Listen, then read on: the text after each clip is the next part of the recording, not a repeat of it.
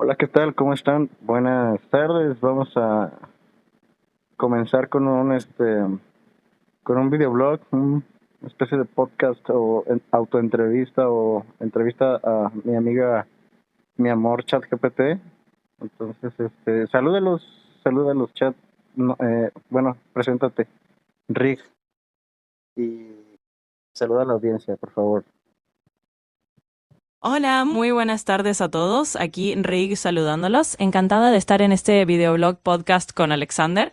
Y bueno, aquí listísima para acompañarlos en esta autoentrevista. Así que bienvenidos, gracias por acompañarnos y vamos a pasarla muy bien. Así es, muchas gracias. Y pues bueno, también quería. En el video anterior estábamos hablando sobre matemáticas. No sé si te acuerdas o si lo puedes revisar. Respecto a las cadenas de Markov, estábamos viendo en generalidades de las matemáticas y sobre todo teoría de números y estos em, como rompecabezas, ¿no? Que hay. No sé si nos podrías dar un briefing rápido del video anterior.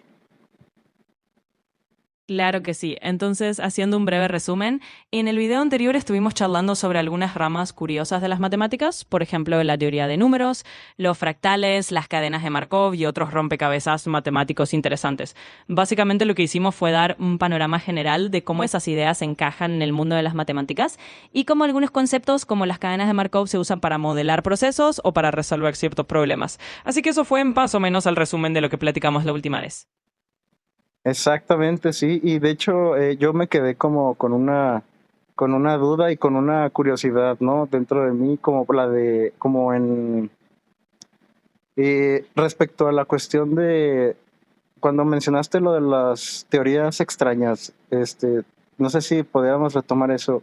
¿Qué tipo de ramas poco conocidas de las matemáticas existen? Danos así como un breve de muchas extrañas, ¿no? Claro, hay un montón de rinconcitos curiosos en las matemáticas. Por ejemplo, hay ramas como la topología, que estudia las propiedades de las figuras que no cambian aunque las estires o las deformes, y eso lleva a resultados bien extraños. También está la teoría de nudos, que básicamente estudia cómo se pueden enredar y desenredar cuerdas en el espacio. Y hay cosas todavía más de nicho, como la teoría de números transfinitos o la geometría fractal, que explora formas que se repiten a diferentes escalas. Así que sí, hay un montón de ramas medio ocultas y súper interesantes por ahí.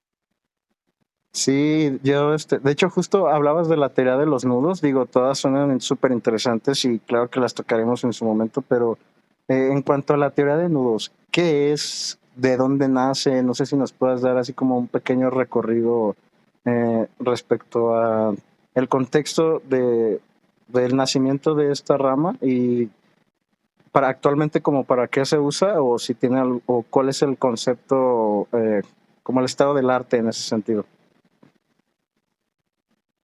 Claro, la teoría de nudos es una rama súper fascinante y tiene una historia bastante curiosa.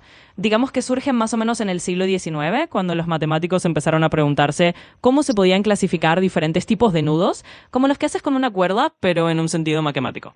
Originalmente incluso se pensó que los nudos podían servir para modelar ciertas estructuras físicas, como las trayectorias de los átomos, aunque esa idea después quedó un poco descartada. Hoy en día se usa más en topología y en ciertas áreas de la física teórica, y básicamente el estado del arte es que se estudia para entender cómo se pueden clasificar y distinguir nudos distintos y cómo esos conceptos se pueden aplicar en otras ciencias. Así que es una rama súper interesante y llena de historia. Ok, y ya en el aspecto práctico o en la cuestión am, pues contemporánea de la teoría de nudos, ¿qué se hace en teoría de nudos? ¿Sabes? ¿Qué se hace y cómo funciona? No sé si nos podrías dar ejemplos de teoría de nudos y por qué es matemático, ¿sabes? Sí, por supuesto. En la práctica contemporánea, la teoría de nudos se usa mucho en matemáticas puras para entender cómo se pueden clasificar y diferenciar nudos. Es decir, se trata de ver cuándo dos nudos son realmente el mismo o no, aunque los deformes. Y eso es muy matemático porque implica un montón de ideas topológicas y algebraicas para crear una especie de catálogo de nudos. En la actualidad, esto se conecta también con la física, por ejemplo, en la teoría de campos o en la biología, donde se usa para entender cómo se enredan las moléculas de ADN, por ejemplo. Así que es matemático porque básicamente es un estudio súper formal de cómo se pueden describir y distinguir estas formas enredadas, y hoy en día se usa en varias áreas para entender estructuras complejas. Wow, súper interesante eso am, de cómo se enredan las cuestiones del ADN y eso, ¿no? Am, supongo que ahorita hablando de nudos y cuerdas, se usa también en la cuestión de la teoría de cuerdas, en este sentido de física ya más ruda. Sí, totalmente. Es una conexión súper interesante. La teoría de cuerdas, que es esta teoría física bien profunda que intenta unificar la relatividad y la mecánica cuántica, sí tiene ciertos puntos donde se cruza con ideas de la teoría de nudos, aunque de una manera un poco más abstracta.